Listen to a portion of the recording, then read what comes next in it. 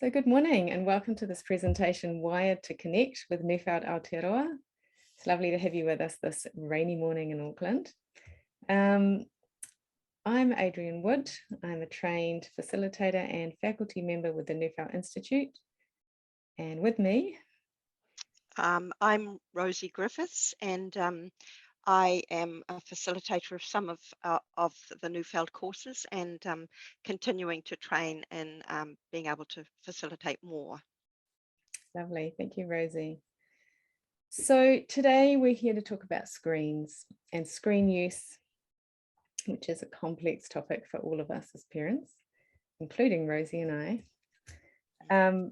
Just to know the layout, I'm going to give a short introduction and I'll then take Heather's presentation from last year's Neufeld Institute annual online conference, and we will listen to 20 minutes of it, and then we're going to stop and have questions time. Then we're going to listen to another 10 minutes and have a chance for a few more questions, and then Rosie will share a few thoughts as well. So I just am going to summarize some of the ideas that Heather addresses at the start of her presentation.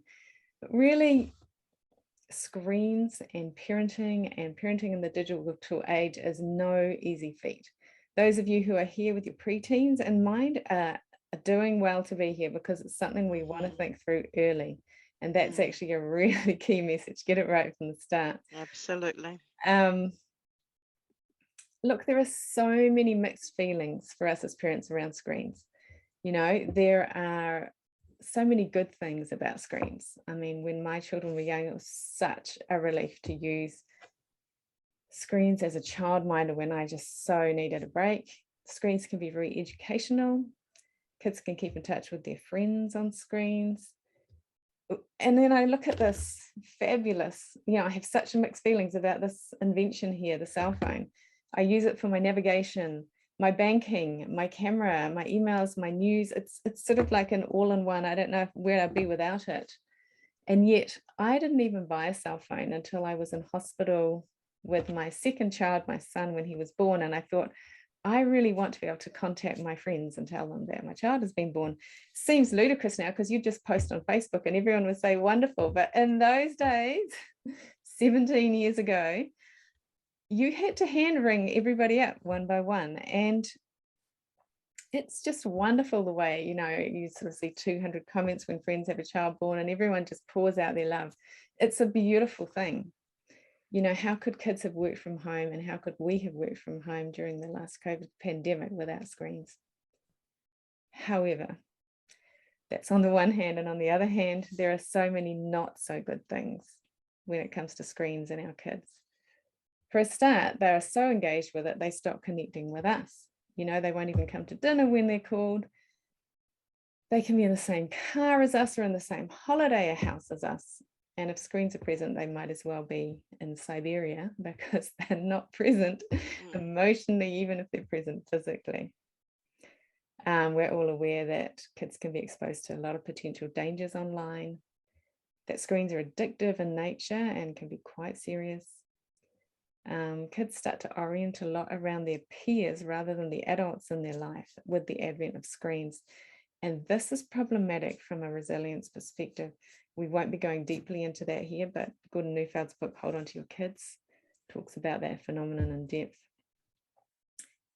A few facts and figures which you probably already know and don't want to hear, but the really problematic emotional well-being linked to screens starts to kick in when your child is more than 5 hours on a screen a day.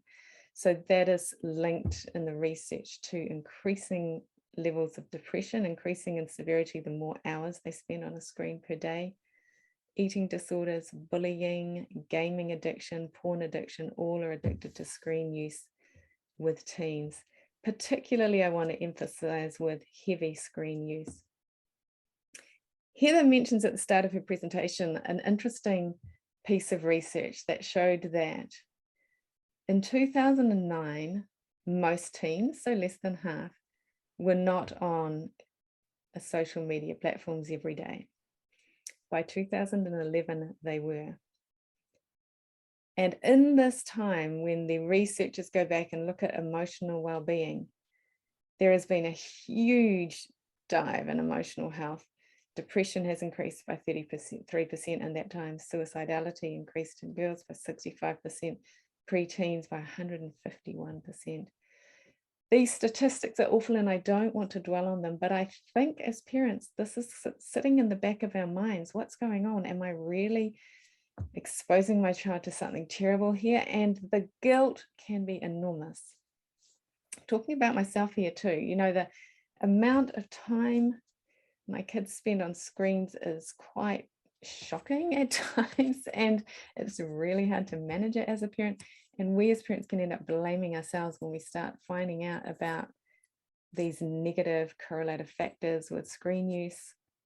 But on the other hand, we can blame ourselves and think, oh, I confiscated the iPad or I confiscated the cell phone, and now they can't get access to their homework. Now they can't get access to school. You know, we're really in a double bind as parents. We cannot actually throw screens away and out. Well, some people have, but it's a pretty countercultural thing to do, and a pretty major lifestyle change you'd have to make to get screens out of your life.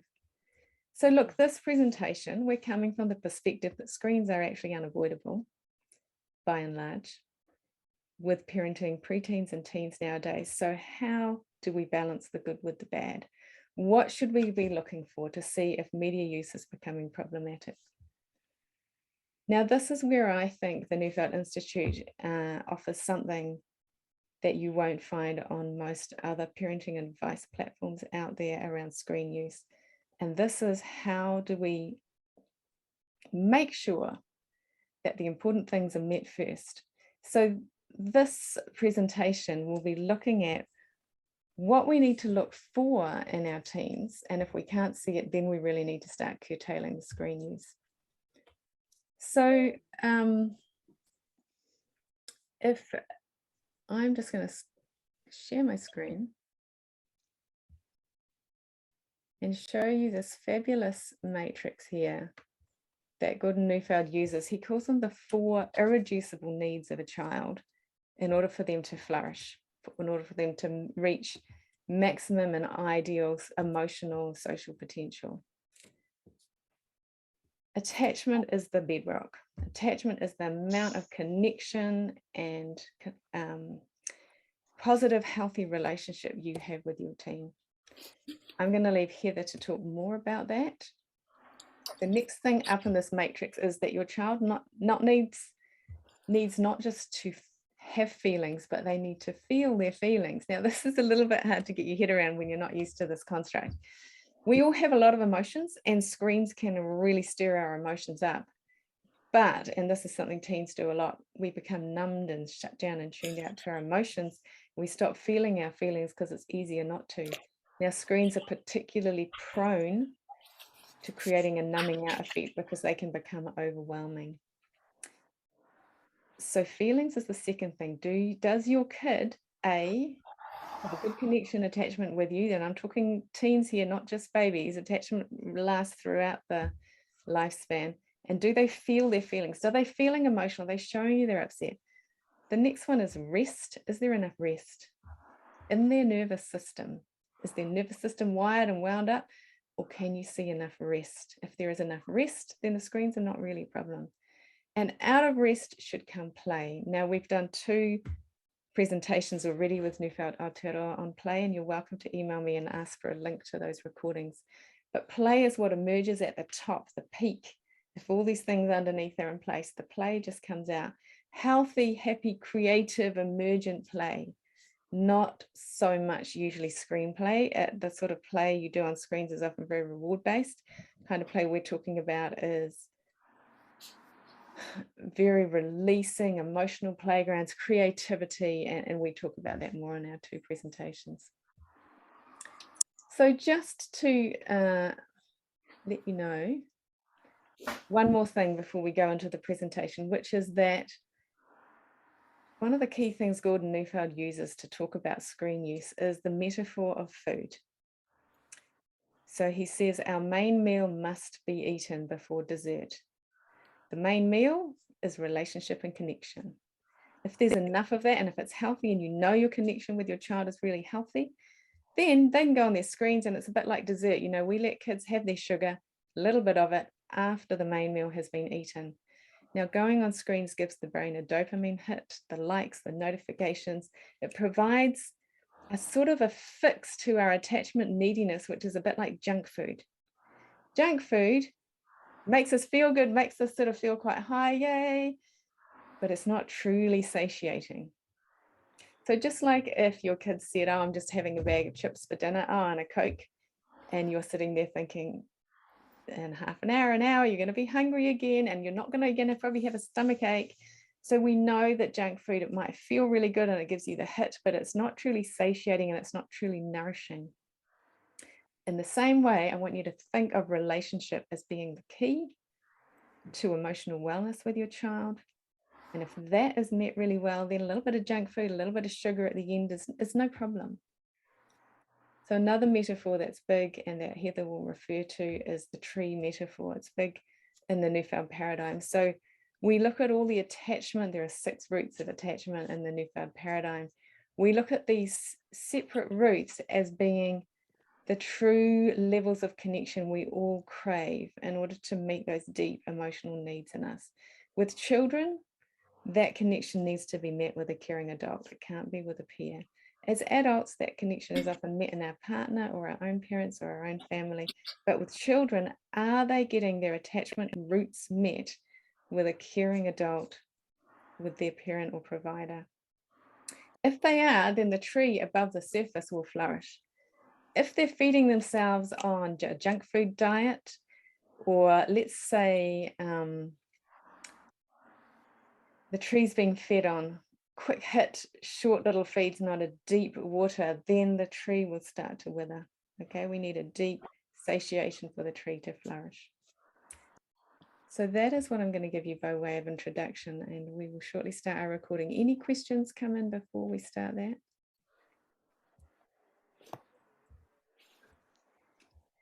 Okay, well, I'm going to now hand over to Heather to carry on the presentation. She's talking on that bottom root of attachment.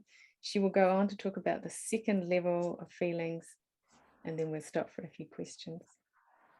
If you could just mute your screens or turn your video off for this part. So what is it, with this digital contact and connection? We're hungry for the connection, and it seems to provide this fix, but it's not really the fill. So it leaves them hungry, and that is part of the addicting nature of it. It does not feed the roots, but again, it's allowing the weeds to come in. Peers and other activities that will push away time for relationship and connecting. And the desire. So it's not a problem if their digital contact and connection is dessert, but if this is the main way of seeking contact and closeness or getting it, then it's going to leave them hungry. So Dr. Neufeld often says that, children may want dessert, they may want cookies, but they don't necessarily need cookies. They may want more information, but they don't necessarily need more information. They may want entertainment, but they don't necessarily need it. Now, one of course, the most pervasive digital quick fixes is social media. Social media is a way to broadcast your message to a lot of people. So by nature, it's depersonalized, and therefore it can't satiate, because we need to have a relationship with an individual person. So this is like junk food, and it's very hard to stop. It feeds that hunger, but it doesn't satiate. There is the temptation to escape feeling. Now, of course, social media has its benefits, but at the same time, it's taken over young people's relationships, many of them, and is constructing their daily reality, their weekend plans, their flirting, their friendship, their self, their belonging. And it's all within this system that's designed to capture their attention. I have a friend who has a daughter in 9th grade, and she got a phone this year. She's very attached to her family and is well aware, seeing her friends and other family members go down this road of digital obsession, that she doesn't want to do that. But when she got social media, she said, it's like you become a vampire. Once you taste blood, that's all you want. And I thought that was so telling. This is exactly what the apps are designed to do. They're designed to hook you in. The attachment drive is activated. But the challenge is, of course, with these social media applications that children aren't posting their authentic selves on there. It encourages a performance. We're curating our feeds to make our lives look exciting, to make it interesting. And we forget that everyone else is doing the same, but we're not posting vulnerable. Well, some are posting vulnerable things. And of course, that's a problem because that makes them more susceptible to wounding, but it's not filling them up in the way that it needs. There's this alarm of sharing this material. How do you walk into this world without defenses, without being numb to our feelings? How could you do it otherwise? So it's already tempting as an adolescent to escape some of the vulnerable feelings that go with this time period. But so then we create these feeds of our ideal selves. And then even if we do get invited or form a relationship with someone, it's this ideal self that they're in relationship with, not us. And so it's not really a true invitation. So again, this can increase our anxiety and alarm. It increases the defendedness. It fuels the peer orientation.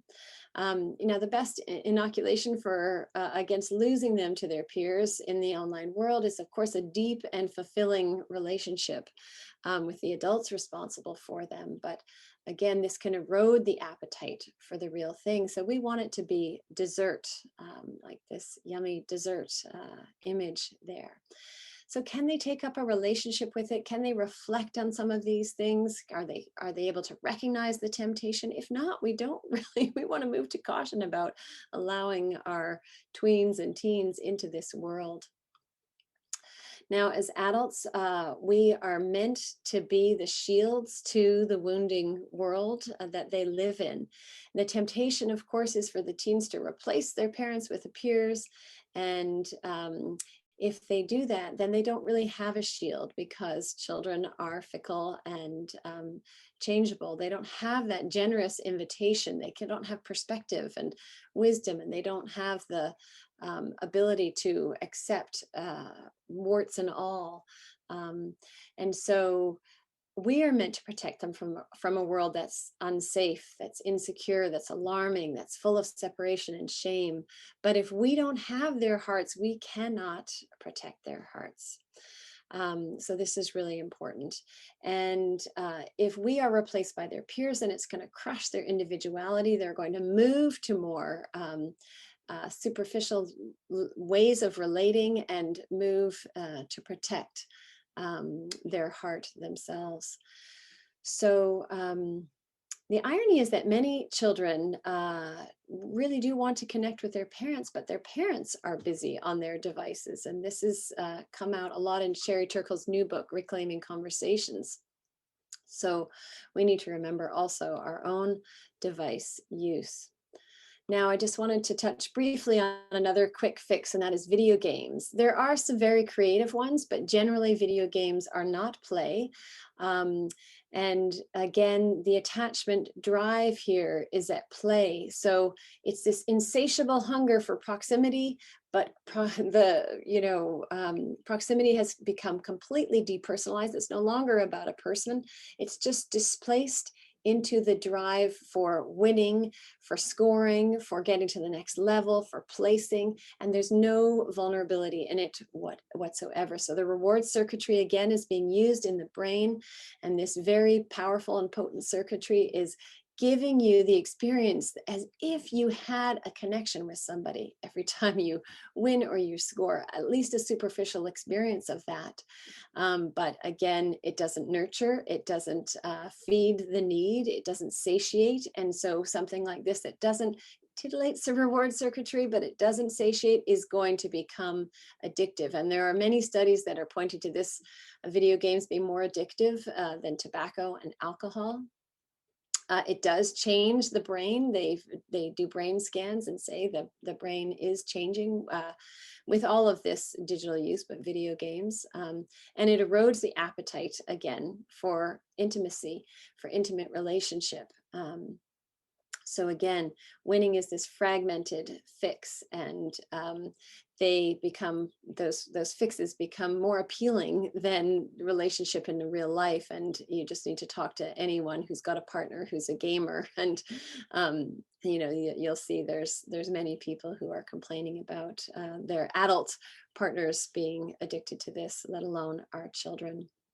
So this is very different, video games, than making a video, you know, making art online, doing something creative. We're in this insatiable consumer mode, very different from being creative in their world.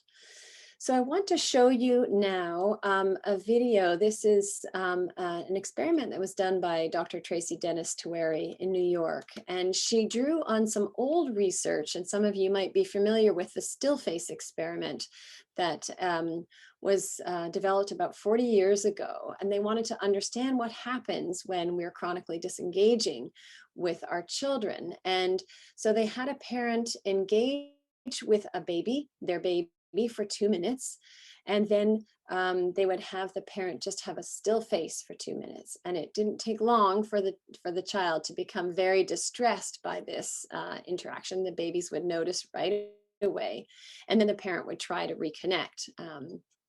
So in this case, this researcher did it with a phone, and you'll see what happens here, and then I'll discuss it. Okay. A mom comes into a laboratory. She's asked to scroll and type and focus on her screen just for 2 minutes. The videotape showing something maybe adults don't see when we're home alone. This is not about parent guilting, because parents feel so torn, and sometimes we have to get things done. This is 2.5-year-old Jensen. I think he's about to suss out that she's on the device. It takes just 15 seconds for Jensen to start his campaign to get Mom Melissa to look up from that screen. We have some other things we do, Mommy. We have some other things to do, Mommy. And he just walks away. Yeah. This mom is helping researchers replicate a study for us. She's doing something very difficult for her. Asked to keep looking down. And remember, just for 2 minutes. Come on, Mommy. He repeats the plea 7 times. We have another thing to do, Mommy. Mommy! You gonna not listen to me, Mommy. Listen to me, Mommy. And here is another fact about. So it's a sad kind of story there. You know, this technoference, it's often called, this interference, we're losing something that is so important to us as humans, that invitation to exist, that eye contact. Now, of course, we have to sometimes do our work and things. And on the other hand, our screens have allowed us, I see so many parents at a park, at a beach, you know, especially with the pandemic, but even before that, that allows us to be with our children, maybe still get our work done. And sometimes it's just looking at our Facebook posts or doing our shopping or whatever it is, but we're losing eye contact with our children. And this is a very important part. That's where the warmth, the invitation is, you know, the generous, the warmth and delight. And so this is a really interesting study. They saw all the effects of the classic still face experiment, but with one more effect. The more the parents use devices at home with their children, they said, the less able the parent and child were able to reconnect during the reunion period. So during the time when the mother looks up from the phone. Another interesting piece of research shows that parents who are distracted by their mobile devices not only interact less with their children, but are also more hostile towards their children. So we need to be mindful of our own use. You know, again, Sherry Turkle talks about how many parents are ignoring their children for their devices. And later, when the children take refuge in their own devices, and you know, this many children complaining and asking, even as teenagers, for their parents' attention, parents use the kids' absorption with their devices as permission to have theirs out as much as they wish. So it's sort of this self-reinforcing cycle. I think we need to be aware of this. So just to recap, attachment, what is the effect of screens and this digital shortcut? There is a superficial connection. They are more likely to connect with their peers. There is this flight from vulnerability. It dulls the appetite for a more fulfilling relationship. And so then they're no longer coming to us to be satiated, and there is no satiation and no true rest. But what's needed in attachment? We need to be satiated in our relationships. So this is a digital shortcut. It's appearing to give us that relationship that we need. And it seems to solve this desperate problem of peer-oriented kids and society. But in solving this problem of how to stay close when apart, it preempts the natural answer. And so we're eroding the development of the ultimate answer to this attachment problem. So from Sherry Turkle, this quote that I love: "These days, insecure in our relationships and anxious about intimacy, we look to technology for ways to be in relationships and protect ourselves from them at the same time." So armored intimacy does not work. And more than this, it's the digital universe that is leading to this defensiveness. So this is the ultimate irony, is that the digital devices can indeed be a solution to our basic human problem, but because of the nature of the digital contact, it doesn't lead to release. And this is the fatal flaw. The contact we get is enslaving us, it captivates us, it addicts us, but it does not give us rest.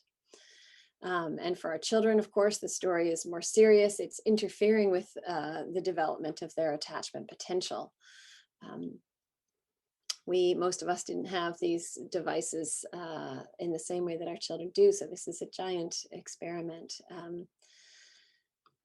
So how do screens affect feelings?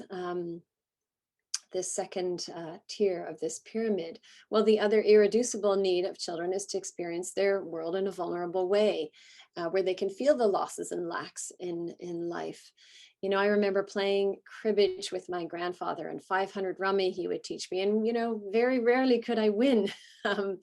And of course, had many experiences in sports, playing basketball, track and field, where the winners and losers are clearly defined. And that all, of course, teaches us something, allows us to have our feelings and to adapt. These small losses prepare us for the big upsets that'll be part of our life. The jobs that we can't get, the people that don't love us back, the constant reminders of the unfairness of life. And I'm not sure that a video game prepares us, because it has that reset button and endless lies. It doesn't prepare us or our children for the world that they will live in. So screens are not usually a place where emotions can be felt, where they can be expressed, where they can be discharged, but they are usually more a place where emotions are activated. They are stirred up, but they are not necessarily felt because of this flight from vulnerability. Now, there was some 2015 research that said younger users of digital devices say they use their phones for two reasons: avoiding boredom and avoiding people around them. Well, the avoiding people around them, that's an interesting one. I think sometimes that's probably referring to peers, and maybe that's a good thing, but of course has some concerns with it. But boredom is really important.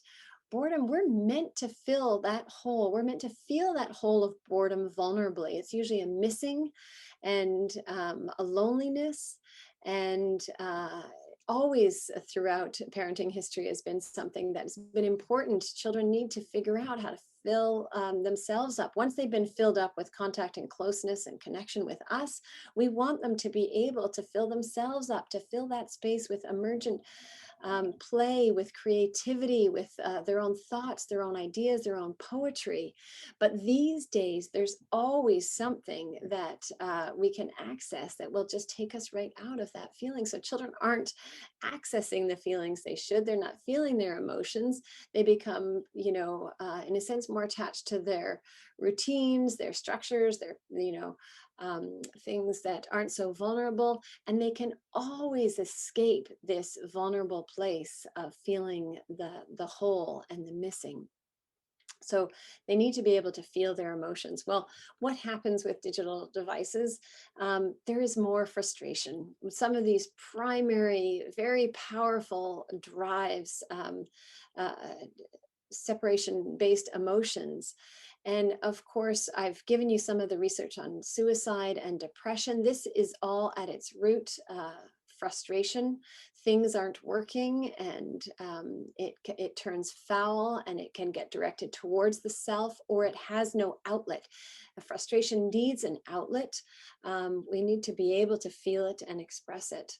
So seeing these huge increases in suicide and depression are concerning. And again, it's correlation. We don't know, some of the people who gravitate to more time on their devices might be depressed to begin with. But we do know this digital world is a shortcut, and evokes the frustration rather than relieves it. So much of our digital world is coming from the outside in, and we need emotions to be felt and expressed from the inside out.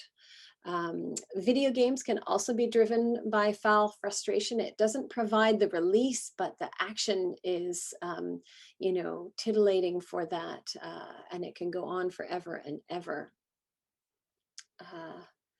There is also, oops, excuse me there. There is more anxiety and alarm. What alarms us most? When our attachments aren't working, this triggers a huge kind of attachment alarm of not mattering, of not being significant, of not being held dear, not being invited, not belonging. We're meant to belong to our adults, to our families, to our parents, to be held dear by adults. But when we're seeking this kind of connection with peers, it's bound to be alarming because they cannot deliver. And some of you may have seen the Social Dilemma documentary that came out last fall. They say the amount of US hospital admissions for non-fatal self-harm has gone up 62% for girls between the ages of 15 and 19. Again, this cutting and burning are usually rooted in alarm and a flight from vulnerability. There's an interesting TED talk by a teen talking about technology, teens and taking responsibility. And she said, before it was, I have a feeling, I want to make a call. Now it's, I want to have a feeling, so I need to send a text. So she's speaking to that flight from vulnerability. But I think all of us can also relate to the idea that sometimes, well, I'm uncomfortable, I'm feeling a little bit agitated, a little bit worried, I don't know what, I don't know why, I don't know what I'm gonna do, but I'm just gonna escape a moment so I don't have to feel that distress. And so we might check our devices, we might consume some social media, things like that, but we're chasing out this clatter of anxiety and anesthetizing this negative feeling by drowning it out. And our digital devices are just everywhere, ever present and able to do it. And it becomes a habit forming loop, according to this Dr. Dennis Tawari, because you've escaped that negative feeling and you feel better. So now you keep on wanting to go back and escape from it. And it just becomes a harder and harder cycle to break. So the pandemic particularly is problematic in this way. It gives us a million reasons to stifle our internal chatter. And of course, it's taken away many of the healthiest modes of doing so, of being with other people, of connecting, of feeling our emotions, of coming to rest. So this has been particularly problematic. Now, there is also more pursuit, and pursuit is a funny emotion. It's that seeking contact and closeness. Excuse me. And the challenge with most of our online activities, again, is that it involves a superficial connection. It's not really the real deep and satisfying, nurturing thing. So it's leaving us hungry. And so we get this depersonalized pursuit. There's the drive to keep close, there's the attachment, hunger, but we're going for these signs of pursuit that aren't really attached to a relationship with a real person. So we're more interested in keeping up our streaks on Snapchat or TikTok. We're confusing likes with being liked, with being invited.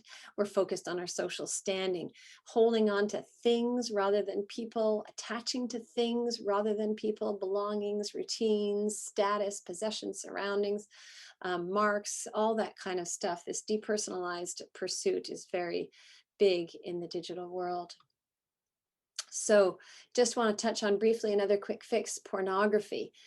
Again, this is relationship or looking for contact and connection, again, using the attachment drive, but it's outside the context of relationship. There's no vulnerability in it. And so it's depersonalized, and it's more about this experience than the relationship itself. So porn is about exposing sexual activities and parts of the body that are primarily reserved for intimate sexual relationships. But it's outside of those relationships, and so outside of that felt vulnerability, of nothing in between, of closeness. And in the teen years, it's really important. Attachment and all the ways that we can feel close and connected to someone is sexualized. So their brains and bodies, there is this sexualized attachment energy. They're hungry for a relationship, but they're taking a digital shortcut. And the internet porn of today is very different than the porn of our generation. It's way more available. You don't have to go to a video store. It's way more affordable. The majority of it is free, and it's completely anonymous. And so, you know, teens and young children can just stumble upon this and not mean to. And of course, some seek it out. But what does having unlimited access to this super reward stimulus, I mean, this is super rewarding, known as, you know, the internet porn, what does it do to a developing teen brain? Well, we'll likely never find out, because no one's going to research that, have a control, you know, group, and then a group that watches tons and tons of porn wouldn't be ethical. But we know that Pornhub has more traffic than Amazon, Twitter, and Netflix combined. So we need to talk to our kids about porn. This is not just adults. Teens, we know, are accessing lots of porn, and it's not just boys, it's girls as well. So we don't want to ignore what's going on here. And if we don't give them the education they need and some orienting around this, then the porn industry is going to be doing the educating for us. So we do need to talk, I think, to our young ones about porn at an age appropriate time. So what is the bottom line about relationship and the digital shortcut? It is more stimulating than releasing. There is this flight from vulnerability and the temptation to escape feeling and the depersonalized pursuit. But what do we need to, for emotional health and well-being? We need to be able to feel. We need to be able to feel our caring. We need to be able to feel cared for and about others. And in the digital world, our children are not accessing the feelings they need. They're not feeling their emotions, and their emotions are hugely activated, but they're not released. And of course, the digital world is also a bully heaven. I had mentioned just briefly the element of self-disclosure, the wanting to be accepted, the exposure, and of course, the anonymity of the digital world. There's lots of opportunities for bullies to take advantage of others. So, can you hear me? Hopefully you can. We're going to take a break at this point and reflect. So there's quite a lot to reflect on there. And I'm actually going to take a pause back to. So Rosie, welcome. We'd like to invite you to share some of your thoughts around screen use and how it's worked in your family. Yes, my husband and I first heard Dr. Neufeld's material in 2011, and at that stage we have 5 children, and they were between the ages of 17 and 9. And I think one of the things that became very evident to us, it was this idea of how can we continue to cultivate relationship with our teens when there's so many pulls sideways into peer relationships and just that idea that peers cannot, that peer relationships are potentially wounding relationships, and they tend to be fairly non-vulnerable relationships. And so what can we do? And I want to introduce you to an idea that, or some of you will have heard it before, but it's his idea of engaging the attachment instincts of our teens through something called collecting. And so collecting is when we give something to our teens that they, we're not asking them questions, we're giving them something, and it can be as small as a look of warmth or delight. It can be as small as that. And but it, more than that, we can, and this is something that can happen many times a day.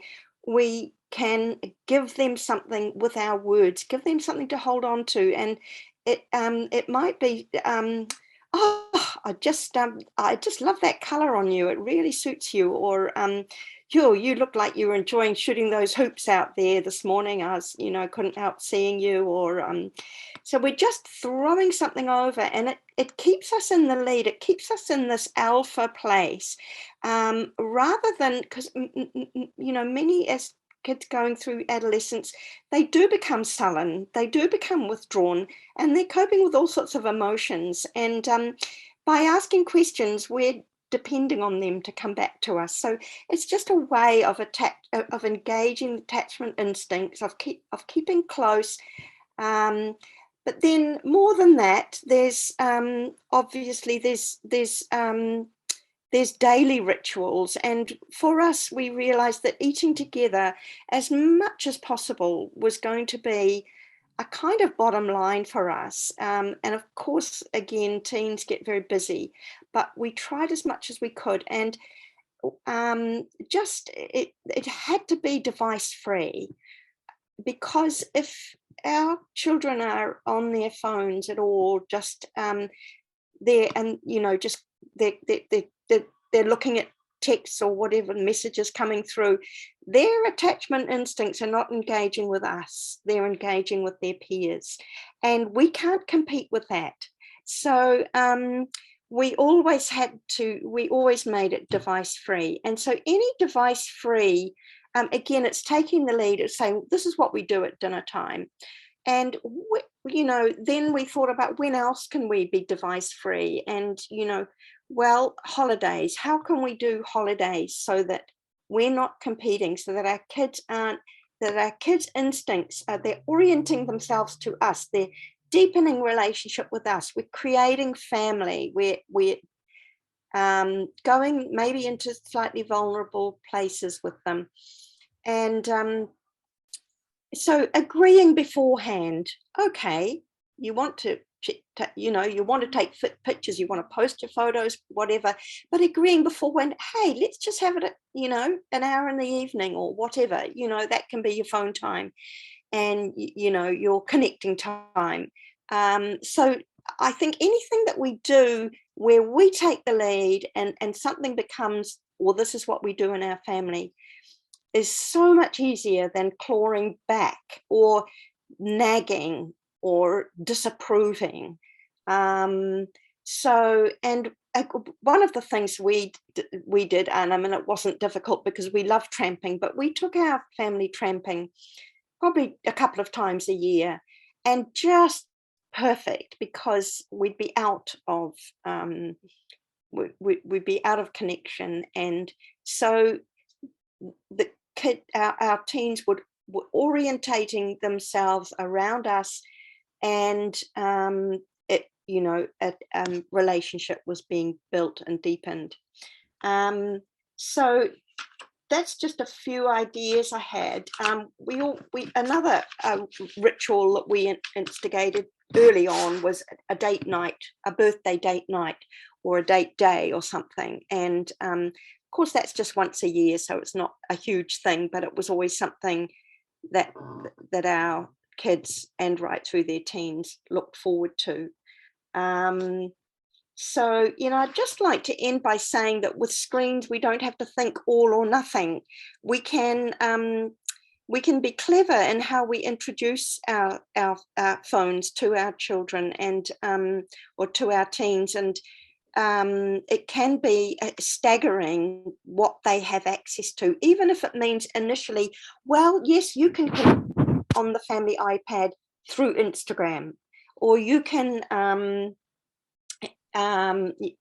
you know, you can use my phone for an hour a day to join this chat group or whatever, and then introducing them, they're allowed Facebook Messenger before Facebook. And so it doesn't have to be an all or nothing thing, but we do have to think about it beforehand. So it's wonderful to see parents of young teens or tween age or preteens, because you've got time. And we didn't have time. It was all happening around us, and we hadn't had time to think about it. So it's wonderful that you're here thinking about it. Yeah. Yes. So thank you so much for that, Rosie. I totally agree that those of you here with preteens, get in early. Get in early. Make those rules now. We all go on our devices from 5 till 6, and after that we all put them away. Whatever your rule is for your family, at 9 o'clock we do this. Whatever you do in your family, because it's so much harder to claw back. And our generation, those of us whose teenagers are starting to become young adults, we didn't kind of know what was going on. It was all happening to us as it was happening. But now people are starting to go, okay, this is problematic. We need to get safe internet use. Well Absolutely. So thank you so much. We're going to go into Heather's recording now. There's 10 minutes of guidelines for dealing with screen use. So given all this, what do we do about it? This is a difficult world for all of us to navigate, but I want to leave you with some guidelines and practices to safeguard our children's emotional health. And this is whether you are a parent, a grandparent, a caregiver, a teacher, a counselor, a coach, a mentor. Now, the key is to know is that studying all this and how it works doesn't change how susceptible we are. Doesn't mean if you use it, you're going to be immune to the effects of it. So in a sense, we shouldn't feel like it's our fault when we feel addicted to our phones and devices, because again, there's this huge research and AI directed at our brain to try and get us there, to predict us what is the perfect thing that we need to get us to stay on our digital devices. But for the immature, even more so. I know my daughter and I have tried every year, we have every year during the wintertime holidays done a digital detox. We've done this for, 6 or 7 years. But interestingly, over time, it has gotten harder and harder. And this year I found it really hard to do 5 days without screens, because so much of our world is on screens. And so how do we put the limits on and have some stopping cues so that we're not just engrossed in these bottomless feeds? So we need to look at the answer through the lens of what children need, of course. What do we need to do that's in the best interest of our children? Well, rituals of connection. These are really important to preserve the relationship. And one aspect I really think we're falling short on as parents is we need to stay in the lead of this. I see so many parents saying, oh, well, everyone else has one. Oh, well, they're begging for it, all that. But we need to collect our children. We need to collect them from our devices. We need to reclaim them. We need to soften their hearts and help restore their healthy emotional functioning so that they can get back their play. And what do they need, particularly in this pandemic and this difficult time? They need time with us. They need time with you. They need to disconnect from their devices in order to connect. And connection can be as simple as a Sunday walk, a midweek lunch, a daily check-in. But we need to be their answer for their relationship needs so that they can come to rest. And again, the deeper their emotional connection with us, the less inclined they are to engage in superficial connection.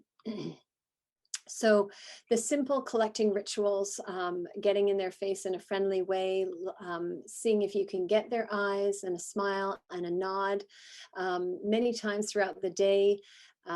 getting their eyes away from their devices in a friendly way that can help to build the relationship between you, and also expressing our warmth and delight in them, not just constantly harassing them for their digital use, but they need to feel our enjoyment of them.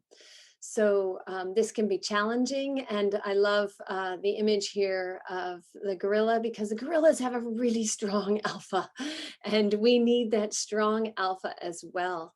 We need to, you know, this is a struggle for all of us. We need to acknowledge our own struggle, work with our children. But again, they might want dessert, but they don't necessarily need this dessert.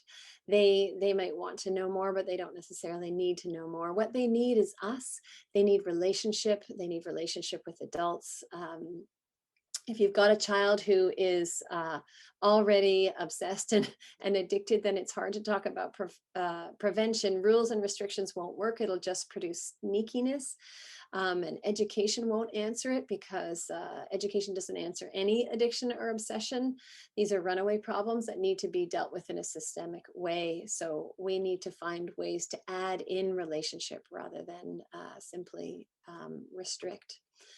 Also, we need to protect against their competing attachments and activities. This is really important, you know, to figure out how we can keep structures and rituals around their digital use. So a device-free dinner, I really recommend, you know, having device-free times and zones, like the bedroom, dinner time, a walk to the park, in the car. Lots of people, I think, would benefit if we just say no devices in the car, because so much conversation, especially with our teenagers when it's not face-to-face, this can preserve the room for conversation that otherwise wouldn't happen.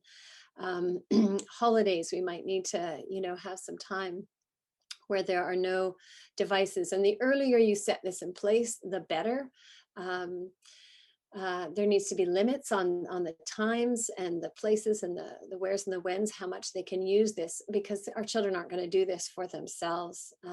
There's too much coming at them, too much technology that is designed to keep them on their phones. So we need to provide that for them. And also we need to make sure that we create the blank spaces, preserve the blank spaces for play to emerge, to prevent these weeds from crowding out the garden.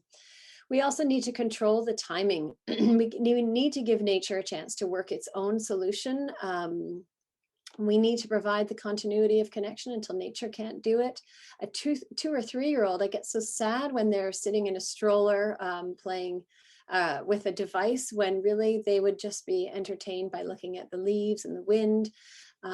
They could play pretend, hide and seek, catch, tag, you know, snuggle. There's all these things that digital devices are taking the place of, just regular rough and tumble play that they need. So we need to slow down the introduction of digital devices until after this capacity for emotional and psychological intimacy has developed. Until they can hold on in all those different ways, those deep attachment roots, so that that is fully developed before they go out into the world. There are many organizations that are doing some really creative work around this. There's an organization of teens called Log Off. They are teens who are interested in their relationship with social media. There's another organization called Wait Until 8th, saying wait until at least 8th grade to introduce a phone. The Commercial Free Childhood, Center for Humane Technology, many organizations doing really good work in this way. Many parents, many actually teenagers who has said enough with the digital devices. So we're sort of seeing the other end of this curve where people are fed up with their devices. But we need to be concerned with the timing.